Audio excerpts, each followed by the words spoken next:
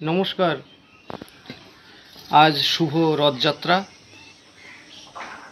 রথ মানেই একটা ধর্মীয় আবেগ, কিন্তু এই রথের সাথে বৃক্ষরোপণের একটা চিরাচরিত সম্পর্ক, ভালো লাগা, ভালোবাসা জড়িয়ে আছে আমাদের সকলেরই। আজ আমি আমার নিজেরই সন্তান সমতুল্য একটি চারা গাছকে, একটি নয় বেশ কয়েকটি অন্যত্র চলে যাচ্ছে। তার মধ্যে একটি আমের চারা, ও চলে যাবে কল্যাণপুরে, দক্ষিণ চব্বিশ পরগনার, ওখানে একজন নিয়ে যাবেন। আর বাকিগুলো আমি চেষ্টা করছি, আমি লোকেট করতে পারিনি কোথায় কোথায় লাগাবো। তবে বৈষ্ণবঘাটা পাটুলিতে আমি দু একটি জায়গা দেখে এসেছি।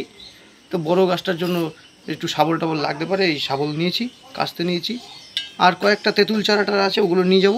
আমি এই দুটি গাছ নিচ্ছি।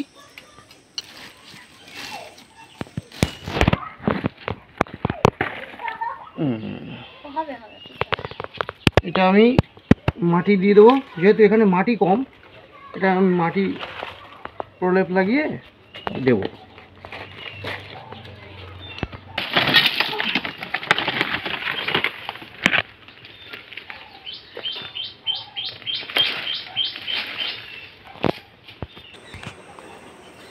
হ্যাঁ, এই আম গাছটা যেহেতু অনেক দূরে যাবে, বিকেলে যাবে, মরে যেতে পারে বা একটু দুর্বল হতে পারে হয়তো, তাই একটু মাটি এর সাথে যুক্ত করে দিলাম। হ্যাঁ, এবারে এটা মেহগনির চারা, এটা সমস্যা কিছু নেই, এটা মাটি টাটি সবই আছে। মেহগনি এটা আলাদা।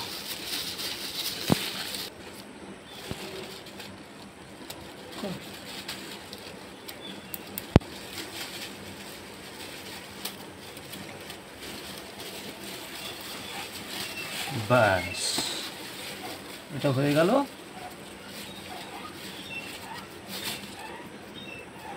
মেহগনি চারা। এবারে এই কিছু আছে জাম, একটা জাম চারা, তেঁতুল চারা, এখানে বেল চারা আছে। এই দুই একটা বেল চারা নিয়ে নিই, এখন বর্ষার সিজন, খুব সুন্দরভাবে হয়ে যাবে, একদম তাজা।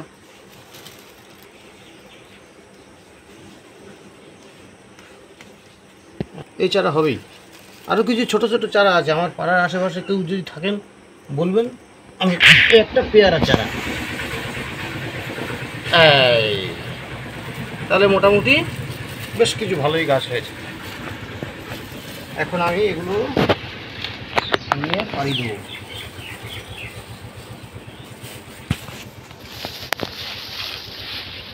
হ্যাঁ, শাবল নেব।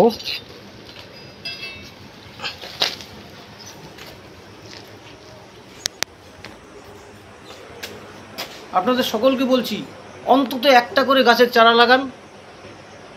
একটা করে, বেশি না, একটা করে গাছের চারা প্রত্যেকে যদি আমরা লাগাই, তাহলে অনেক পরিবর্তন হবে, অনেক পরিবর্তন হবে। শুভ রথযাত্রা। আপনাদের সকলের রথ খুব ভালো কাটুক। পরিবেশের দিকে লক্ষ্য রাখুন। দেবতার পিছনে অত বেশি সময় নষ্ট না করে পরিবেশের পিছনে, মানুষের পিছনে, মানবতার পিছনে একটু ধ্যান দিন। আমার মনে হয় তাহলে আমাদের এই পৃথিবী আরও সুন্দর পৃথিবীতে পরিণত হবে। ভালো থাকবেন। নমস্কার।